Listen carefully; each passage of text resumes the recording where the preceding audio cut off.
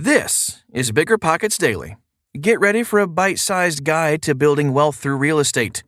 BiggerPockets.com offers the world's biggest real estate investing forum and thousands of blog articles like the one I'm about to share. We bring you these in audio form because you can't read when you're riding your bike or building a deck. 3 types of motivated sellers and how to win deals by solving their problems. By Whitney Hutton. Finding it hard to get your first property or to scale your portfolio? Sick of competing with retail buyers and investors in this hot real estate market? I have a secret to building your portfolio and building it quickly. Learn to not compete. Really? Yes. Instead, learn to be a problem solver. According to 2016 Attom Data, in midwestern areas of the U.S., off-market real estate represented 24% of all transactions, and that number is growing each year. What's this mean? There are plenty of motivated sellers out there and deals to be had. Your job is to understand the different types of motivation, find out how to reach those who are motivated, and understand how to solve the problem that seller has. 3 types of seller motivation. Seller motivation generally falls into 3 buckets: financial distress, emotional distress, property distress. When you are able to find a seller whose motivation hits more than one bucket, you are more apt to find a great deal.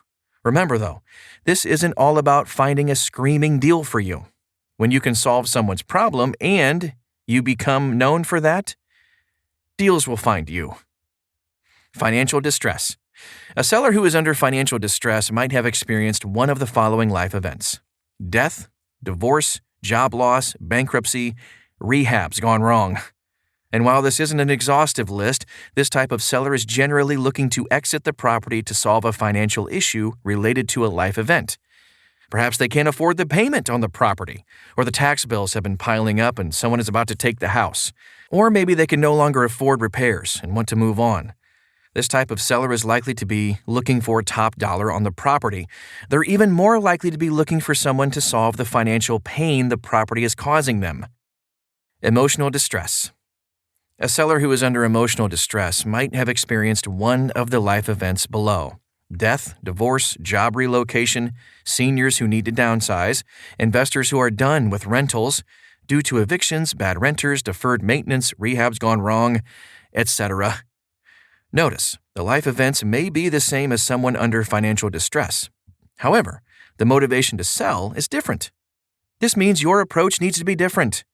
This seller may not have to sell for financial reasons, but the property is starting to cause serious emotional distress for them.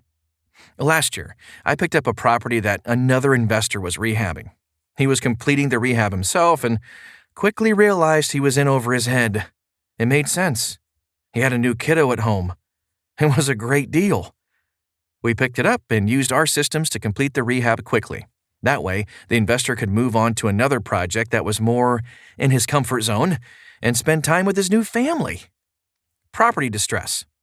A seller who is suffering from property distress is probably experiencing one of the following issues: deferred maintenance, property repair, i.e., fire, natural disaster, accident, death on the property taxes aren't paid, property is dated.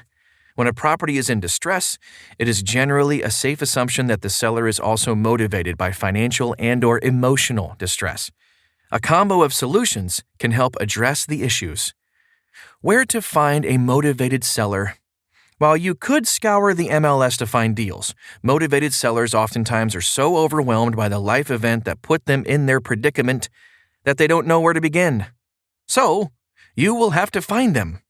You can find motivated sellers in myriad places, with the last 2 being my favorites: obituaries, court filings, like divorce, bankruptcy, probate, tax liens, foreclosure, lawyers, property managers, senior move managers. Yes, this is a real profession. How to solve motivated sellers' problems. Once you find a motivated seller, have a conversation with them. Find out how they think and feel and figure out how you can solve their needs. Check out the book Finding and Funding Great Deals by Anson Young for great scripts and hacks. Here are a few ways I've been successful at solving a motivated seller's needs. highest offer, cash offer, large earnest deposit, quick closing, long closing, flexible closing, ask for no repairs, allow the seller to rent back for a period of time, pay their closing costs, take care of everything they leave behind, hire a mover for them. Case study. Last year, I found myself in a nightmare situation, working on my mother's property from over 1,000 miles away. I was a motivated seller. In working out my strategy, I had several investors tour the home, and I was very clear on my needs and the reason I was offloading the property. Property distress. The home was dated, largely unmaintained, and we found out it had just gone into foreclosure. Surprise! Financial distress. I had to pay for upfront costs to manage the estate, keep up the property, and sell it. Obviously not something that I planned for. Emotional distress. Aside from my mother's death, all of my parents' belongings, including my childhood belongings, were packed in the house. I didn't want someone tossing everything into dumpsters. Instead, I wanted time to hold an online auction to give the belongings a new home. After meeting with 10 investors over 3 days, I had 7 offers in hand.